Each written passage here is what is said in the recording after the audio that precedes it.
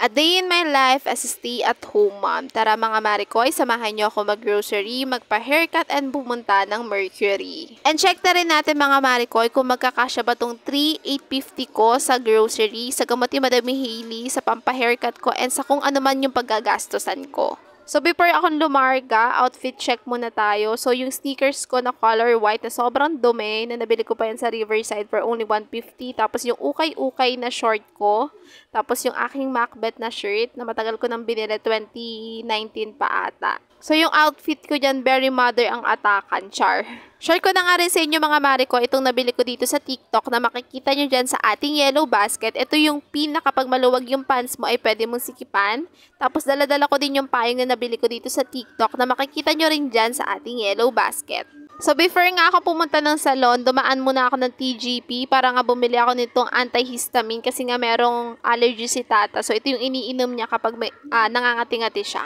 So, eto na nga yung haircut ko. Hindi ko na nag-videohan kasi nga inaantok ako mga Marikoy. After ko nga sa salon mga Marikoy, dumaan na ako dito sa Mercury, dito sa Shopwise. But sadly lang walang stock nung malaking gamot para kay Madam Hailey. Dahil nga walang stock dun sa may Mercury, dun sa may Shopwise, lumipat naman ako dito sa Evercotesco. Pero sobrang daming tao mga mi. So, mga 1 hour din ata yung inantay ko mga Marikoy. Pero sulit din naman kasi meron silang stock nung malaking gamot para nga kay Madam Hailey. After ko nga sa Mercury mga Marikoy, dumiretso na nga ako dito sa Pure Gold Luzon para mag-grocery nga and magagabi na nito and ayoko maabutan talaga ng traffic, Diyos mio ba? So pagkarating ko sa Pure Gold mga Marikoy, hinahanap ko yung ginawa kong listahan pero sadly hindi ko talaga siya mahanap, siguro na iwan ko nga siya sa bahay. Tapos ma-share ko lang din sa inyo mga Marikoy, nagtaas na tong Pinoy Tasty, 40.50 pesos na dati parang 36 lang ata ito.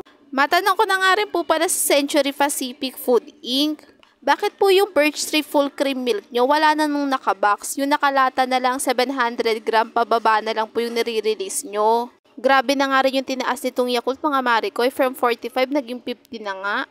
So ito na nga halos lahat yung na-grocery ko mga Marikoy. Meron pa ako mga hinahanap dito pero iniisip ko kung kakasya ba talaga yung daladala kong pera. Pero hopefully magkasya siya, Diyos mio. Mga around 7 PM na ako nung nakauwi ng bahay and hindi na ako masyado nag-video dun sa mga kaganapan ko dun sa aking pag-grocery kasi nga nagmamadali na rin ako. After ko nga makauwi ng bahay, ayan, binibidyoan ko yung sarili ko kasi nga finiflex ko yung bago kong haircut kasi nga tuwan-tuwa ako na achieve ko na naman yung haircut na dating gustong-gusto ko. Ginagaya ko si Jun Matsumoto. Ay! For the crush. Inspired talaga sa Japanese yung haircut ko. Wala lang. Gusto ko lang maging, Chinese garter. Char.